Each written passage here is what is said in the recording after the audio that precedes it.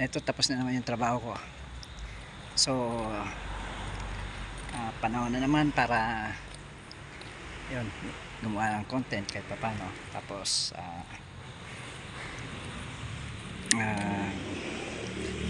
nag-relax, parang chill lang kasi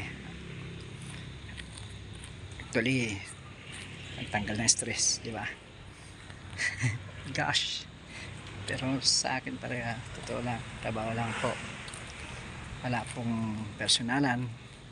Kung ano man yung mga nagagawa ko, nagipit ako o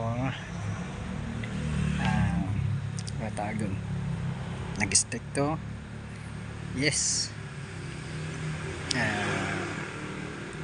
Minsan nagagalit, pero galit bilang kuya lang yan, ha. Hindi ako personalin, hindi naman ako totoong galit, promise. Okay, so guys, gusto ko lang malaman na sa ngayon talaga tuloy-tuloy po yung duty ko, kasi unang-una wala na po kung kapalitan, promise. Tanggal dahil po sa secret na lang siguro yun, kasi kakaya yung mga ganong kaso, kasi kahit ako talaga nakasira sa imahe ng guardia.